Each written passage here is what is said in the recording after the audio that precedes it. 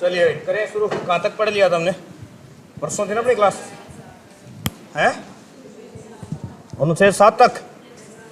अनुच्छेद 7 कौन से भाग में है? भाग नंबर 2 में। पहले था भाग 1।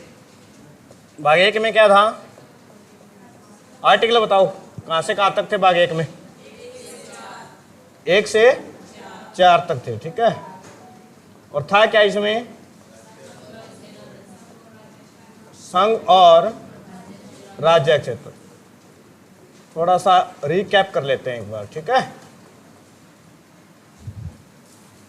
अनुच्छेद 1 में क्या था? सेम बात ही कि भारत राज्यों का क्या है? संघ है, ठीक है। शॉर्ट में मैं लिख देता हूं। अनुच्छेद 2 में क्या था? है विदेशी राज्य को भारत में शामिल कर सकते हैं, यही बात थी। कोई भी विदेशी स्टेट है उसको भारत में शामिल कर सकते हैं। कई बार आपने सुना होगा अखंड भारत बनेगा, अखंड भारत बनेगा ना, वो इसी अनुच्छेद पे बनेगा, ठीक है। एग्जाम्पल इसका कोई कौन था? सिक्किम था। कब की बात है? डेट बताओ मेरे को, है 1975 में। एग्जैक्ट डेट बताओ क्या थी? मई का महीना था, तो मई में क्या थी? 16 मई 1975 को। तीनों बात ना करो, उधर देख ले बात, ठीक है। कौन से संविधान संशोधन के तहत सिक्किम को भारत में मिलाया गया? ठीक है। 2 मैंने बताए थे, एक 35वां और एक 36वां। 35वें में क्या था? सह राज्य। ये पता नहीं कितनी बार पूछा गया पेपरों में, इसलिए मैं बार बार बता रहा हूं। और 36 में पूर्ण राज्य है। कब हुए थे दोनों ये 1974, और इसकी डेट तो यहाँ पे लिखी हुई है 1975, 16 मई 1975 को सिक्किम को भारत का कौन से नंबर का राज्य बनाया गया था? ये बताओ।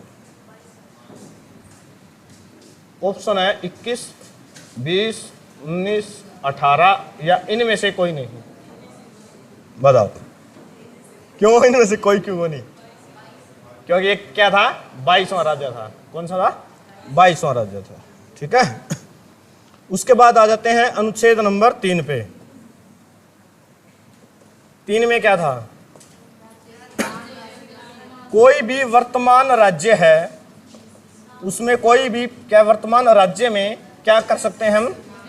परिवर्तन कर सकते हैं। एग्जाम्पल इसके तो बहुत सारे हैं, ठीक है। जैसे पेप्सू को ही बार बार पढ़ते हैं, ठीक है। फुल फॉर्म क्या थी पेप्सू की? ई से पंजाब, ई से ईस्ट, ठीक है। हाँ, पंजाब एंड क्या था? ईस्ट पटियाला स्टेट और यूनियन। इसको अलग अलग किया और 4 भागों में बांट दिया। कब बांटा? 1966 को, ठीक है कि बात समझ में? फिर आता है अनुच्छेद नंबर 4। इसमें क्या था? जो राष्ट्रपति है वो उन आर्टिकल में कोई भी हस्तक्षेप नहीं कर सकता। समझ में आई बात, ठीक है। तो ये भाग 1 था कंप्लीट। भाग 2 के मैंने शायद आपको 2 आर्टिकल पढ़ाए थे। कौन कौन से बताना एक बार जरा। भाग 2 में क्या है? नागरिकता। आर्टिकल कहां से कहां तक है? 5 से लेकर 11 तक। नागरिकता का प्रावधान लिया कहां से गया है?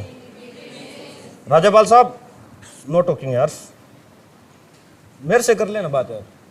खड़ा तेरे से ही पूछूंगा। चलो मैं कहां से लिया गया है? ब्रिटेन से। राज्यपाल साहब बताएंगे भारत में कैसी नागरिकता है? एकहरी है या दोहरी है?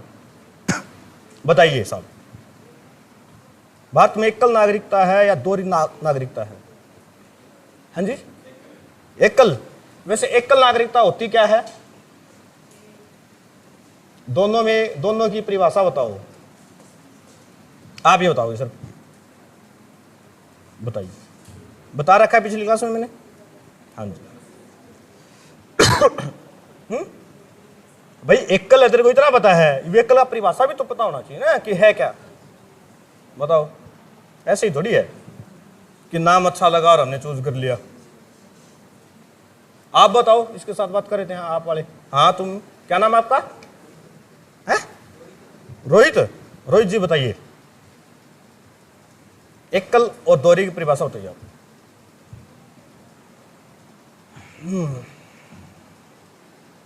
यही समस्या होती है ना, जब आप बात कर रहे हैं। मैंने पिछली क्लास में बताया और लगभग बच्चों को बताया, पर आपका ध्यान बात करने में था तो इनको भूल गए। और यहां से क्वेश्चन पेपर में पूछे जाऊं भाई, यार मैं मेंटल थोड़ी हूँ। 100 किलोमीटर आगे पढ़ाने लग रहा हूँ, तारा मतलब भला खाता पढ़ाऊँ, और तुम बात करो यार।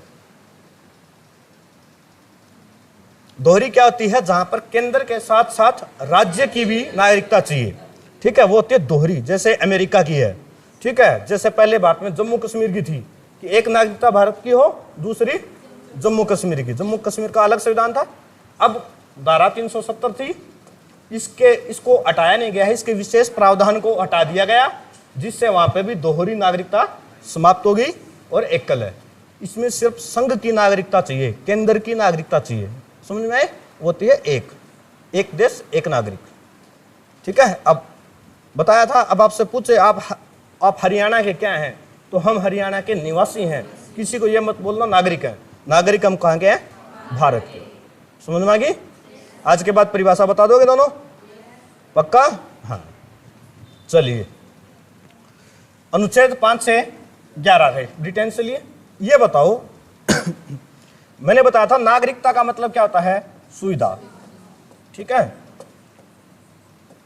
नागरिकता का जो प्रस्ताव था, या जिसकी हम प्रस्तावना बोले या बोले सिद्धांत बोले, नागरिकता का सिद्धांत किसने दिया? बताओ, ये पेपर में एक बार पूछा गया था, नागरिकता का सिद्धांत किसने दिया? नागरिकता का सिद्धांत बताइए।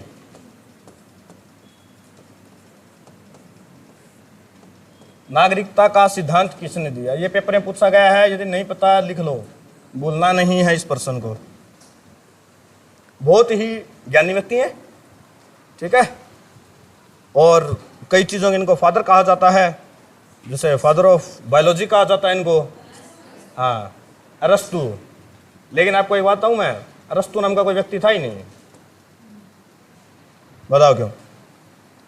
एक आपने नाम पढ़ा होगा, सिकंदर। सिकंदर पढ़ा है? कौन था ये? सबने पढ़ा है, जिसने दुनिया जीत ली, वही था सिकंदर। इतना महान राजा था, है ना। इनके नाम ही कौन थे? अरस्तु का नाम अरस्तु था ही नहीं, नाम था अरिस्टोटल, जिसको हम इंग्लिश में तो सही बोलते हैं, हिंदी में कर देते हैं उसका अरस्तु। अरिस्टोटल का। अब आपका नाम मान लो पिंकी है, तो हिंदी में ही पिंकी है, उर्दू में पिंकी है, अंग्रेजी में भी तो मतलब पिंकी है। समझ में आ गया? ये तो नहीं है नाम चेंज हो जाए। लेकिन भारतीयों को क्या था? अरिस्टोटल बोलना नहीं आता था, उसका नाम कर दिया अरस्तु। अलेक्जेंडर नाम था इसका, अलेक्जेंडर बोलना ही नहीं आता था, तो उसका नाम क्या कर दिया? सिकंदर, कि हमारे लिए तो सिकंदर है। जैसे मान लो कई बार गांव में नाम कौन काट दिया, निकनेम, कालू, दौड़ू, तो ये वो वाला काम था। समझ आई? ऐसे ही आपने एक सुना हुआ एक वर्ड, रंगरूट। रंगरूट, रंगरूट पता है किसको बोलते हैं? सेना में होता है कोई, या पुलिस में होता है। सॉन्ग में ना, तेरा रांझा तो हीरे रंगरूट हो गया, है ना। हाँ, रंगरूट। रंगरूट शब्द कहां से आया? बताओ। पहले फौज में भर्ती होती थी, उसको बोलते थे रिक्रूटमेंट। क्या बोलते थे? रिक्रूटमेंट। भारतीय उस समय इतने पढ़े लिखे थे नहीं, बोलना आया नहीं, तो इसका क्या क्या कर दिया? रंगरूट। लोग फौज में भर्ती होने गए, ठीक है, तो उनको ये बोल दिया, वो तो क्या हो गया? रंगरूट हो गया। समझ गया? तो ऐसे कुछ नाम है। लेकिन हमारी बुक में यदि आ जाए पेपर में सवाल, हमें सिर्फ क्वेश्चन ठीक करना है, तो वहां पे अरस्तु लिखा मिलेगा हिंदी में, तो आपको अरस्तु राइट करना है, ठीक है। वहां पे बहस नहीं करनी कि इसका तो नाम ही कौन था, ठीक है। तो इसका नाम नहीं लिख दे अरस्तु उर्फ कालू, तो कालू भी ठीक करना है। समझ आ गई? हाँ, बहस नहीं करनी। तो नागरिकता का सिद्धांत किसने दिया था? अरस्तु ने दिया था। आर्टिकल 5 में क्या था बताओ? अनुच्छेद 5 में क्या था? कॉपी में देखो। जब भारत का संविधान लागू होगा तो सभी भारतीय क्या हैं? भारत के नागरिक हो जाएंगे स्वतः ही। और ये भारत का संविधान लागू कब हुआ था? 26 जनवरी 1950। एक पेपर था 2016 में या 17 में, कलर का शायद था, पता नहीं, पटवारी का ध्यान नहीं मेरे को। उसमें आया हुआ था। मतलब 33 नंबर का क्वेश्चन ये आया था, भारत का संविधान कब बनकर तैयार हुआ था। और उससे अगला क्वेश्चन था, भारत का संविधान लागू कब हुआ था। दोनों क्वेश्चन एक ही पेपर में थे, ठीक है। 26 जनवरी 1950 को क्या हुआ था, लागू। और बनकर तैयार कब हुआ था, 26 नवंबर 1949 को। और 1950 को क्यों लागू हुआ मैं कई बार बता चुका हूं, है ना, सबको पता है। बात बार बार बताएंगे तो अच्छा नहीं होता, ठीक है। और भारत का संविधान आंशिक रूप से कब लागू हुआ, यह पूछ लूं मैं आपको, आंशिक रूप से कब लागू हुआ, छुटकी बताएगी। भारत का संविधान आंशिक रूप से कब लागू हुआ बेटा, न्यू क्यों देखकर मैं गिर रहा हूं बताओ उत्तर। देखो यहां देखो, सामने देखो, लागू कब हुआ, 26 जनवरी 1950। बनकर तैयार कब हुआ था, 26 नवंबर 1949। अब आपको तीसरा क्वेश्चन ही है कि आंशिक रूप से कब लागू हुआ।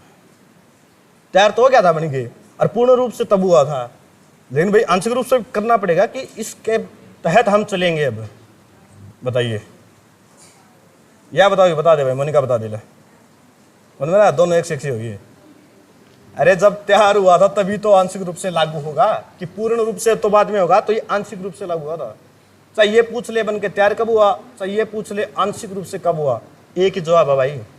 अरे कॉपी में लिखना हो तो मेरे को बता दिया करो, थोड़ा सा मैं चुप हो जाऊंगा, लिख लिया करो। साथ के साथ लिखोगे, साथ के साथ समझोगे तो दिक्कत है, ठीक है। अनुच्छेद 6 में क्या है बताओ फिर। पाकिस्तान से डेट क्या थी, 19 जुलाई 1948 तक पाकिस्तान से जो लोग भारत में आएंगे उनको नागरिकता दे दी जाएगी, ठीक है। उनको सिर्फ क्या करवाना है, पंजीकरण करवाना है, ठीक है, और उनको भारत की नागरिकता दे दी जाएगी। इसके बाद क्या क्या लागू हुआ था, परमिट रूल।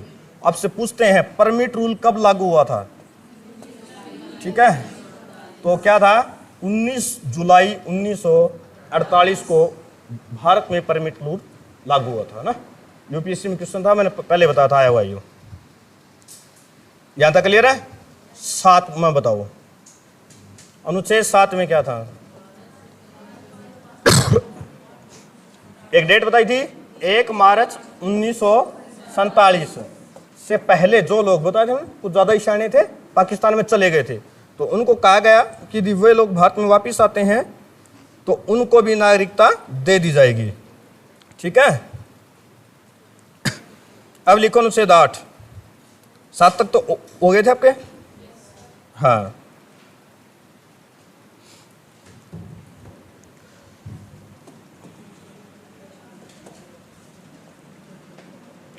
इसमें क्या है, विदेश भारत से विदेश जाने वाले की नागरिकता खत्म नहीं होगी।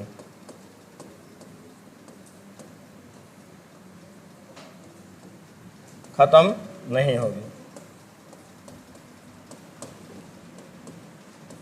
हम एनआरआई भी बोलते हैं उनको, बहुत सारे लोगों, नॉन रेजिडेंट इंडियन, ठीक है, कि ऐसे व्यक्ति जो भारत में नहीं रहते हैं उनको एनआरआई बोलते हैं, ठीक है।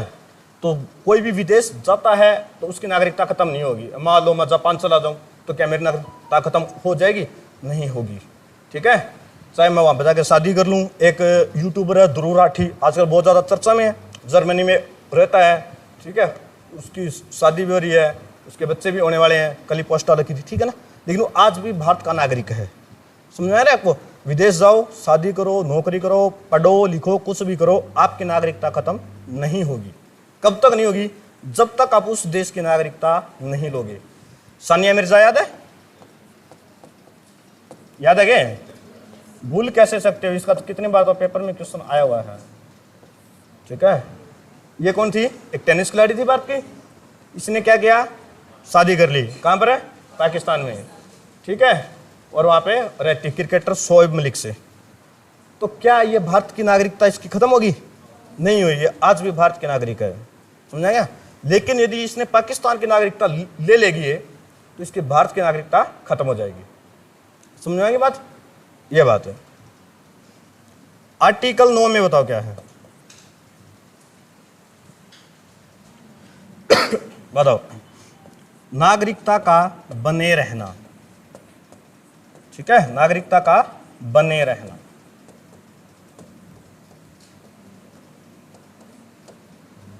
ठीक है, कि कोई किसी की नागरिकता नहीं छीन सकते। अब जैसे मान लो मोदी जी हैं, ठीक है, राहुल गांधी पसंद ना है इनको, तो ये राहुल गांधी की नागरिकता छीन ले, तो यदि नागरिकता छीन गई तो चुनाव लड़ने का किसी के पास अधिकार नहीं रहेगा, चुनाव नहीं लड़ पाएगा तो नेता ही नहीं बन पाएगा, देश में नहीं रह पाएगा। ठीक है, तो लोग एक दूसरे से द्वेष ना पालें ना निकालें, इसलिए कहा है कि किसी भी सूरत में आपकी नागरिकता नहीं जाएगी।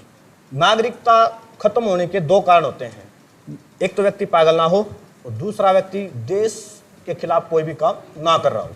ठीक है, ये दोनों काम नहीं करेंगे आपकी नागरिकता नहीं जाएगी। ठीक है, आगे लिखो 10।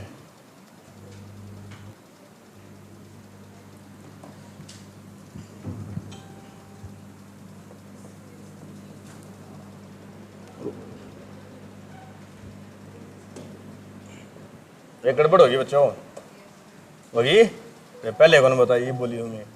ठीक है, अब फिर होगी। ये अनुच्छेद 10 था, ये 9 है। 9 में क्या था मैंने बताया, विदेश में यदि किसी ने नागरिकता ले ली तो भारत की नागरिकता खत्म हो जाएगी। विदेश में नागरिकता ले ली तो भारत की नागरिकता खत्म हो जाएगी।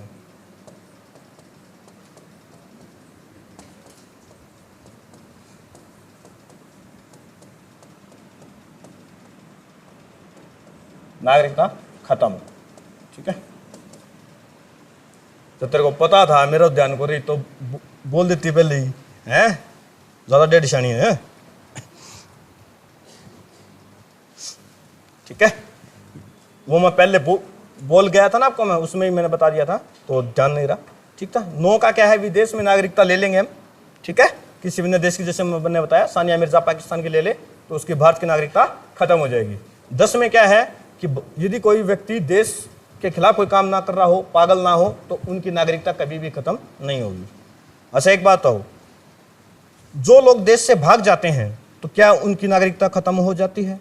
जैसे विजय माल्या है, नीरव मोदी है, वो देश से भारत से भागे और कहाँ चले गए, लंदन ब्रिटेन में गए, तो क्या वो अब भी भारत के नागरिक हैं?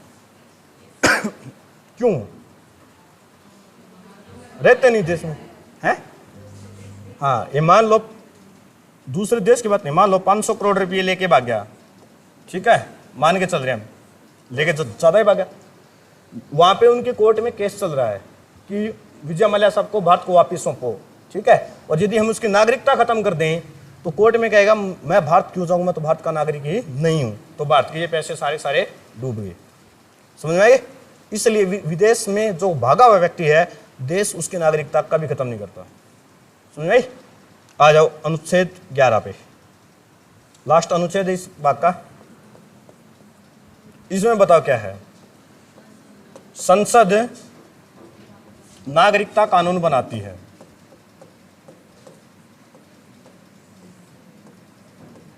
संसद क्या है, नागरिकता कानून बनाती है। मसौदा है वो गृह मंत्रालय तैयार करता भाई।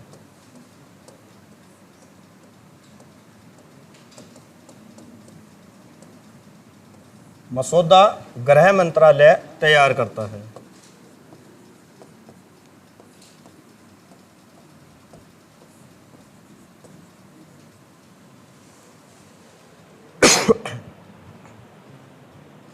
कई बार बता चुका हूं, कानून बनाने का अधिकतर अधिकार संसद के पास होते हैं। ठीक है, तो नागरिकता से संबंधित जो भी कानून है उनको संसद बनाएगी, और कैसे, जो भी उसका ड्राफ्ट है वो कौन तैयार करेगा, होम मिनिस्ट्री यानी गृह मंत्रालय। ठीक है, और हमारे वर्तमान गृह मंत्री कौन है बताइए? हैं? अरे वर्तमान गृह मंत्री का नाम नहीं पता? जोर से बोलिया करो, अमित शाह। मन में बोलोगे तो आप मेरे पास आवाज कैसे आएगी? शहरी और आवास मंत्री कौन है? अपने हरियाणा से ही हैं, मनोहर लाल खट्टर जी, हमारे पूर्व सीएम। ठीक है, अब नागरिकता प्राप्त करने के तरीके बताओ कितने होते हैं?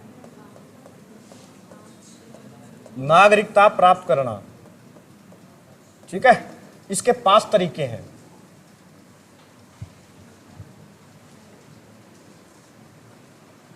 कौन कौन से हैं वो बताएगा? है, पहला है जन्म के साथ। जन्म, कि यदि किसी भी व्यक्ति का जन्म भारत में हुआ है तो उसको नागरिकता दे दी जाएगी। लिख लीजिए ये लाइन, यदि किसी भी व्यक्ति का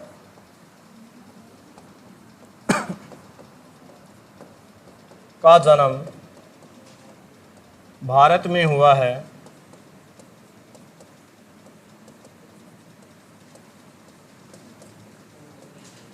तो उसको नागरिकता दे दी जाएगी।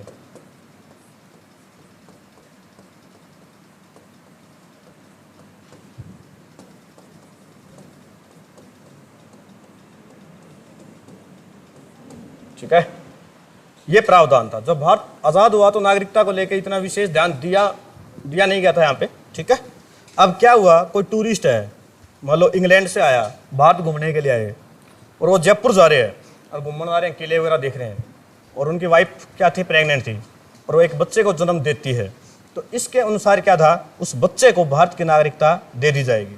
ठीक है, हालांकि ये तो गलत बात है, घूमने फिरने कोई कहीं भी जा सकता है। तो एक अधिनियम आया था, ठीक है, नागरिकता अधिनियम। नागरिकता का पहला अधिनियम बताओ कब आया था? नागरिकता का फर्स्ट अधिनियम, उसमें कुछ संशोधन किए गए थे इनके अंदर, और यह अधिनियम आया था 1955 में। कब आया था? 1955 में। ठीक है, नागरिकता अधिनियम कब आया? 1955 में। लिखो, ऐसी कोई लाइन नहीं लिखवाता हूं मैं जो पहले आपसे पूछी ना गई हो या इंपॉर्टेंट ना हो, तो जो मैं कहूं लिखो तो उसको लिख लिया करो।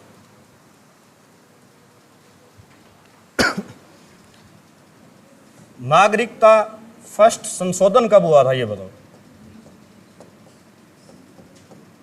जो बोला राइट बोला, पर बोला कौन था ये बताओ? तुम बोले था। हाँ, कब हुआ था? 1986 में। नागरिकता अधिनियम में पहला संशोधन कब हुआ था? 1986 में। क्या था ये संशोधन, बताया कोई? उसमें क्या कहा गया था कि कि इसमें पहले क्या था कि कोई भी किसी का जन्म हुआ तो उसके भारत की नागरिकता दे दी जाएगी, लेकिन इसमें कहा गया कि माता और पिता में से कोई एक भारतीय हो। ठीक है, इसमें क्या बात कही गई थी कि माता या पिता में से एक, पेरेंट्स में से एक है वो भारतीय होना चाहिए। ठीक है, तभी उसको भारत की नागरिकता दे दी जाएगी।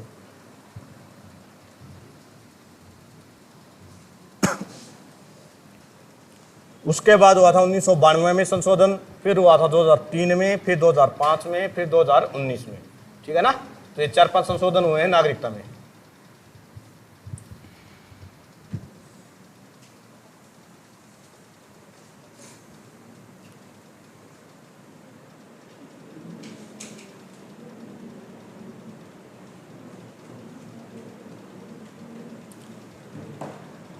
चले आगे बढ़े, लिख लिया। दूसरा तरीका क्या होता है नागरिकता प्राप्त करने का? वंशानुगत।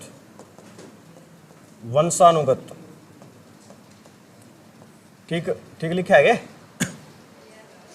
यानी किसी के भी वंश से नागरिकता प्राप्त हो।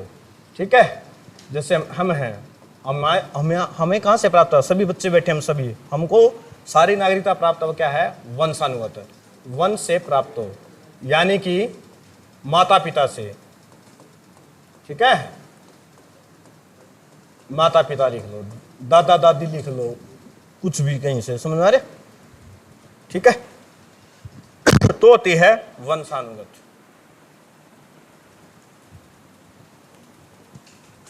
तीसरा क्या होता है? पंजीकरण। क्या होता है? पंजीकरण। इसमें भी एक संशोधन किया गया था 1992 में। पंजीकरण किया, पंजीकरण करवा के भी, ठीक है, भारत की नागरिकता ले सकते हैं, लेकिन उसके लिए कंडीशन है। पहली कंडीशन क्या है? 7 साल भारत में रहिए, 7 साल भारत में रहे,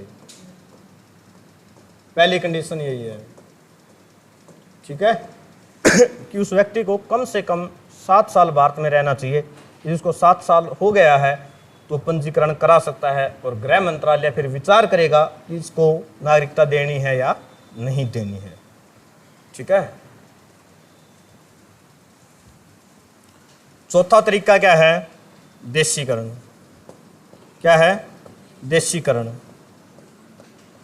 ये क्या होता है? इसमें क्या कंडीशन है कि कम से कम 10 साल भारत में रहे, 10 साल रहे, ठीक है। कोई भी एक भाषा का ज्ञान हो, जो भारत की भाषा है उसका क्या हो? ज्ञान हो, ठीक है। कला, विज्ञान, साहित्य, इनमें से किसी में भी क्या हो? निपुण हो, ठीक है। कोई ना कोई इसको कला आती हो, ठीक है, तो उसको नागरिकता दी जा सकती है, उसको नागरिकता दी जा सकती है। इसका एग्जाम्पल है अदनान सामी। जानते हो अदनान सामी को? कौन था वो?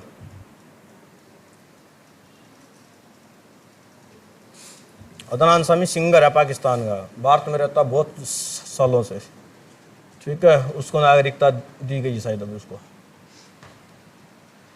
पांचवा तरीका है अर्जित भूमि, एक्वायर्ड। अर्जित भूमि यानी भारत है वो किसी अन्य पर कब्जा कर ले। भारत किसी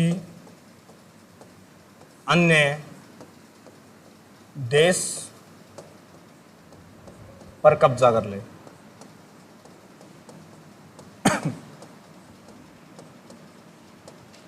ठीक है। जैसे किया था सिक्किम के ऊपर, तो सिक्किम के जितने भी लोग हैं उनको किसकी नागरिकता दे दी गई? अब भारत की, ठीक है। तो किसी अन्य देश पर कब्जा कर लेगा तो उस पर प्रशासन किसका होगा? भारत का होगा। तो उसके लोग भी क्या कहाँ के होंगे? भारत के होंगे, ठीक है।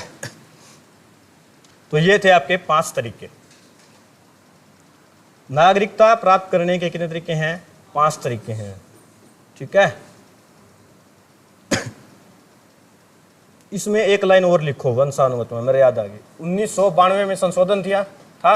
इसमें यह बात कही गई थी कि माता या पिता, पहले क्या था हमारा जो संविधान है ना, वंश मानता पिता को, ठीक है, कि किसको मानता था? पिता को। 1992 में क्या था? माता और पिता दोनों को वंश माना गया था, चाहे मतलब माता से हो चाहे पिता से हो, ठीक है। माता और पिता दोनों को वंश माना गया था। इससे पहले सिर्फ पिता के वंश को ही वंश माना गया था। संशोधन हुए कब कब थे? मैं आपको डेट वापस से लिखवा देता हूँ। पहला कब हुआ? 1986, फिर 1992, फिर 2003, फिर 2005 और फिर 2019, ठीक है। एक 15 में भी तो होया था शायद, 15 में नहीं होया था नहीं, 19 में नहीं 15 में हुआ था, मेरे जो ध्यान हुआ 19 में भी क्या था, एक 15 भी लिख दो था इसमें। लो 2019 में तो वो आया था ना एनआरसी, सीएए कानून बने थे। दिसंबर 2019 में एनआरसी आया था, तो इसको हम 2020 ही लिखते हैं क्योंकि 2020 में लागू हुआ था, वो था एनआरसी। ये आगे पढ़ाएंगे अभी आपको, एनआरसी सीएए, ठीक है। ये तो कोरोना आ गया बीच में, कोरोना ने बहुत कुछ चीज़ों को छुपा दिया था, वरना देश में बवाल होता रहता है सही। और इनमें कुछ भी नया नहीं था, सिर्फ मतलब मीडिया के लिए कानून थे वैसे, ये दिखाने के लिए, बवाल करने के लिए। यहाँ तक किसी को कोई दिक्कत नहीं है? चलिए अब आपको बताते हैं समापन की विधि। समापन, ठीक है, कि नागरिकता आपकी खत्म कैसे हो सकती है। ठीक है, पहली विधि है त्याग। क्या है? त्याग। यदि कोई व्यक्ति है वो खुद ही त्याग दे तो नागरिकता स्वतः समाप्त हो जाएगी। त्याग, खुद ही छोड़ दे। ठीक है, जैसे सानिया मिर्जा बार बार जिक्र आ रहा है, वो कहते हैं कि मैं तो पाकिस्तान की नागरिकता लूंगी, तो मैं अपनी भारत की नागरिकता त्याग रही हूं, तो वो अब उसकी नागरिकता चली जाएगी। ठीक है। दूसरा होता है बर्खास्त। दूसरी विधि क्या होती है? बर्खास्त।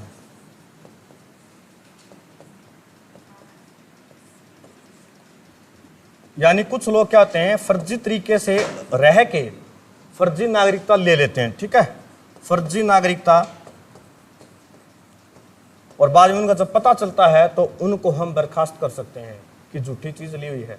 ईमान लोग कोई तुम में से कोई ऐसा है, अब तो चलो खत्म हो गया, कुछ पैसे ले दे के पेपर में सेटिंग करा के नौकरी लग जाए और बाद में इस बात का पता चल जाए कि तो दूसरे तरीके से लगा है, तो आपको उस नौकरी से बर्खास्त कर दिया जाएगा। ठीक है, आपसे वो नौकरी छीन ली जाएगी।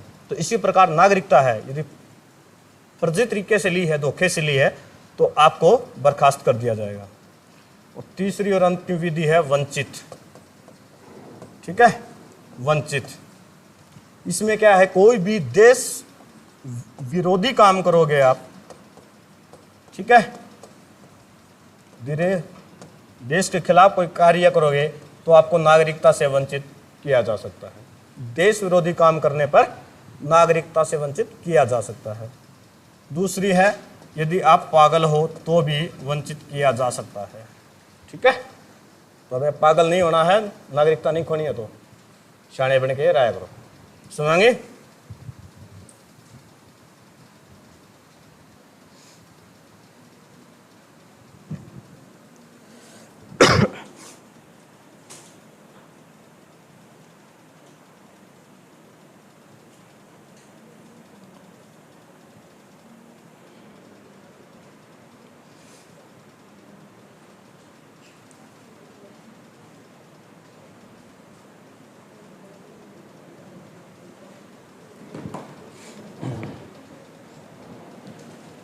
आगे बढ़े, चलो एक छोटी सी समरी लिखो। नागरिकता किस देश से ली गई है? नागरिकता देश कौन से? ब्रिटेन से। ठीक है, कौन सी संस्था इस पे कानून बनाती है? बताओ, कौन सी संस्था बनाती है? संसद। मंत्रालय कौन सा तैयार करता है इसका? गृह मंत्रालय।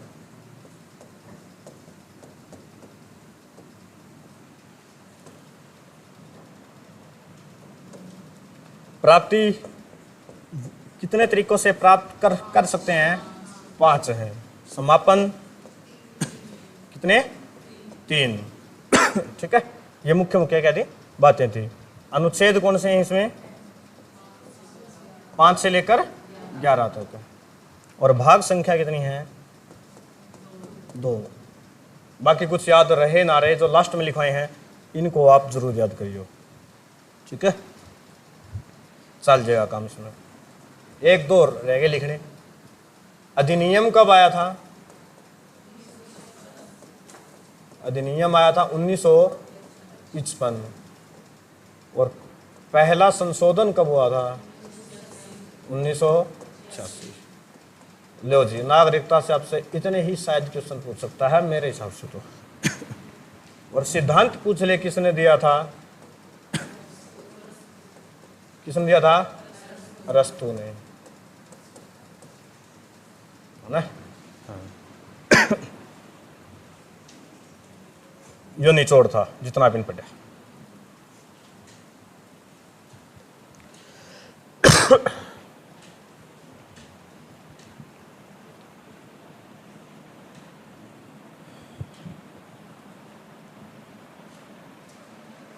लिख लिया सबने? बढ़िया। आगे अब देखो कुछ चीजें और समझाते हैं आपको।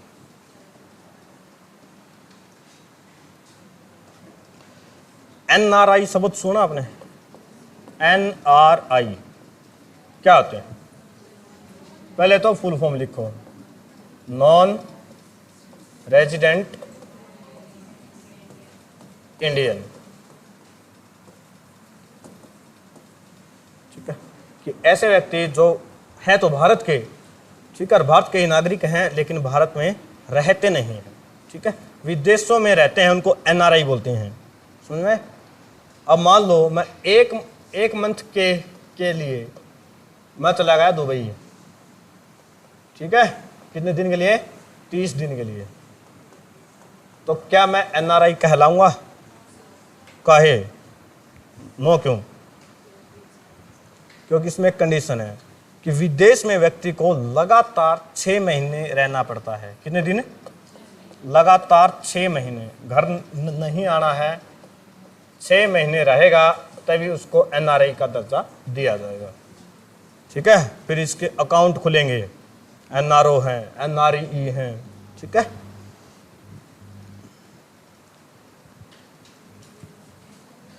आपको एक घटना बताता हूं मैं। NRI, भारत के लगभग 55 लाख लोग NRI हैं, यानी 55 लाख लोग भारतीय विदेशों में रहते हैं पंजीकृत, ठीक है। और जो दूसरे तरीकों से जाते हैं उनकी संख्या अलग है, तो उनको काउंट भी कैसे कर सकते हैं, जैसे मतलब डंकी वगैरह लगा के जाते हैं ना, वो पंजीकृत कितने हैं? 55 लाख हैं। बात है 1998 की। आप मेरे को ये बताओ, भारत में 1998 में कौन सी प्रमुख घटना घटी थी? बताओ, सोच के देखो कि 1998 में देश में सबसे ज्यादा चर्चा में क्या रहा था, प्रमुख घटना थी। हाँ, जोर से बोला, और एक दो बच्चा बोल रहा है, सही बोल रहा है। पोखरण कहां पे पड़ता है? कहां पे? राजस्थान में। यहां पर क्या हुआ था? परमाणु परीक्षण।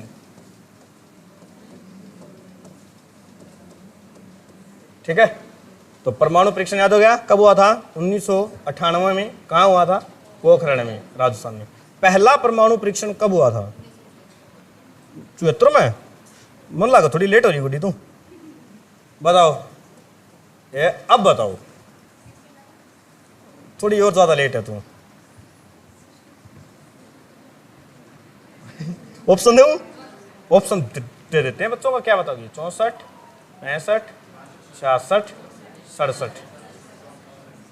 अच्छा, मतलब 1900 का सामने लिख दिया तो 64 ही हुआ। ले, 64 काट दिया हमने।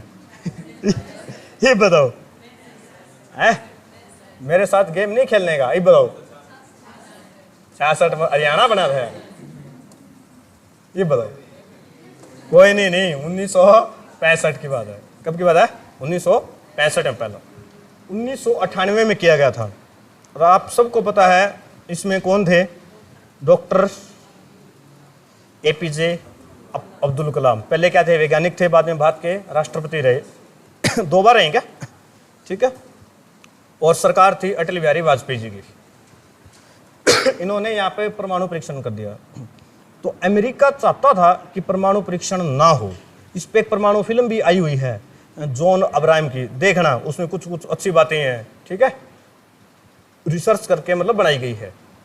तो अमेरिका नहीं चाहता था कि बात परमाणु परीक्षण करे, और अमेरिका पाकिस्तान का साथी था उस समय। बाकी अमेरिका ऐसा देश है जो कभी किसी का साथी नहीं है, अमेरिका और यूरोप के कंट्री, ठीक है। तो उन्होंने क्या किया? भारत पर प्रतिबंध लागू कर दिए कि भारत के साथ कोई भी देश व्यापार नहीं करेगा, ठीक है। तो व्यापार नहीं करेगा तो पैसा नहीं आएगा देश में। जैसे रूस और यूक्रेन का युद्ध हो रहा है, तो रूस पे भी कुछ मतलब प्रतिबंध है कि वो व्यापार नहीं कर सकता। लेकिन रूस सर्वाइव करता है 2 चीज़ों का, एक तो है पेट्रोलियम, एक है गैस, ठीक है। यदि उस पर प्रतिबंध लग जाए तो यूरोप के देशों को गैस और पेट्रोलियम की सप्लाई नहीं हो पाएगी, रास्ता ही नहीं है कोई और। तो उसके साथ तो प्रतिबंध क्या है? लागू नहीं होते। लेकिन भारत के पास ऐसी कोई चीज़ नहीं है जो वो विदेशों को ना दे तो लोगों को फर्क पड़े, ठीक है। तो भारत ने कैसे सर्वाइव किया? अच्छा, एक कारण हो गया 1999 में, 98 में तो लगा दिए प्रतिबंध, 1999 में क्या हुआ था देश में, बताओ? इतनी जल्दी भूल गए? अरे भारत पाकिस्तान युद्ध हुआ था, हैं? कौन याद था? जिसको बोलते हैं कारगिल युद्ध, हैं? 99 हुआ था मेरे हिसाब से यार, हैं? भारत पाक युद्ध कारगिल, और इसमें ऑपरेशन चलाया गया था, उसका नाम क्या था? हैं? ऑपरेशन विजय। ठीक है, 93,000 पाकिस्तान के सैनिकों को बंदी बना लिया गया था। ठीक है, लाहौर तक हमारा कब्जा हो गया था। और एक इनका जिसने सरेंडर किया था पाकिस्तान की फौज का अफसर था, वो था नियाजी। कौन था वो? नियाजी। ठीक है, और पाकिस्तान में नियाजी को ना गद्दार मानते हैं। जिसका भी गोत मतलब कास्ट से बोले इनके धर्म में, वो किसी को बताता नहीं कि मैं नियाजी हूँ। पाकिस्तान के पूर्व प्रधानमंत्री इमरान खान, जो क्या क्रिकेटर भी थे ना, तो उनका नाम आपने सुना होगा, सिर्फ इमरान खान है, नियाजी शब्द का प्रयोग नहीं करते वो, क्योंकि इस युद्ध के बाद उनको गद्दार घोषित कर दिया गया था कि तुम भाई मर जाते लेकिन सरेंडर क्यों किया, समझ रहे हो? इसलिए। और एक काम और हो गया था, उड़ीसा में चक्रवात आ गया था। ठीक है, उड़ीसा में चक्रवात आ गया, तो भारत के पास 3 कारण हो गए। एक क्या हुआ? युद्ध, एक चक्रवात, ठीक है, और एक क्या था? प्रतिबंध। तो भारत के पास बिल्कुल भी पैसा नहीं था, तो देश कैसे चलाएं?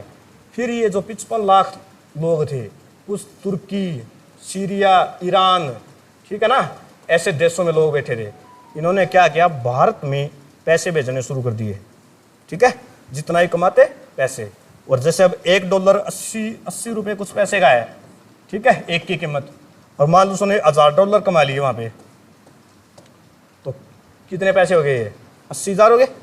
ठीक है, तो वहां पे तो कमाई और भारत को इतना पैसा भेजा। इतना पैसा आया भारत में, इतना पैसा आया कि अमेरिका मजबूर हो गया था, उनको समझ आ गई थी विदेशों को कि भारत पे इसका कोई भी असर पड़ने वाला नहीं है।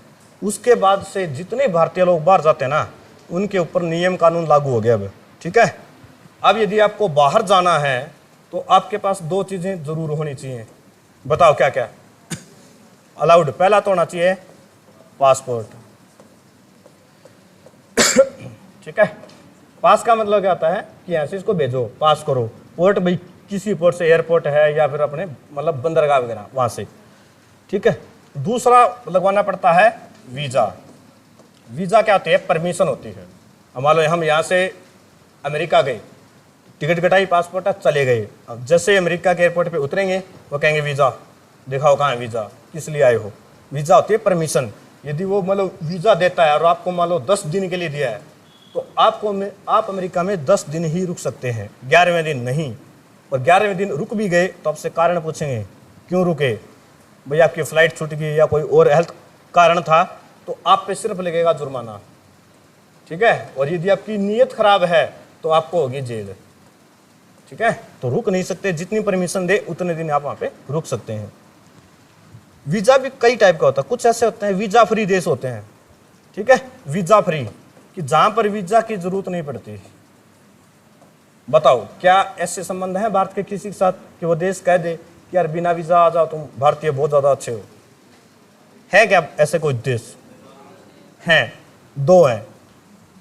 एक तो है नेपाल और एक है भूटान। बॉर्डर पे जाओ, आधार कार्ड दिखाया, चल पड़े। ठीक है, नेपाल में तो शादियां वगैरह भी करते हैं लोग सारे। कहिएंगे अपना हरियाणा में थोड़ी कमी है, ब्याह हो को नहीं, पहले जाते थे बिहार तक, है ना, बिहार के पास में नेपाल है तो चले जा, है ना भाई, कहीं से घर बसे बस जाए, यही बात है। हाँ, सरदार जी पढ़ लिया और नहीं, पर नेपाल जाना पड़ेगा। ठीक है, हाँ, और हो सकता है वहां की जनसंख्या भी खत्म हो जाए तो फिर इसकी तरफ जाना पड़ेगा। दुनिया के सबसे गरीब देशों में नाम आता है भूटान का, लेकिन हैप्पी जो मतलब इंडेक्स आता है ना खुशहाली का, उनमें सबसे ऊपर होता है। ठीक है, करीब करीब 70% हिस्से पे इनके क्या है? जंगल है, वन है। छोटा हा देश है, बहुत ही खुश हैं। ठीक है, और अब तो भारत की करेंसी और भूटान की करेंसी भी सेम होगी। ठीक है, पहले ज़्यादा थी। तो कुछ देश ऐसे हैं वीज़ा फ्री, नेपाल के लोग हैं, व्यापार करते हैं अपने आके यहाँ पे बहुत सारे। ठीक है। एक होता है visa on arrival. Visa on arrival ये क्या था, कोई बताएगा?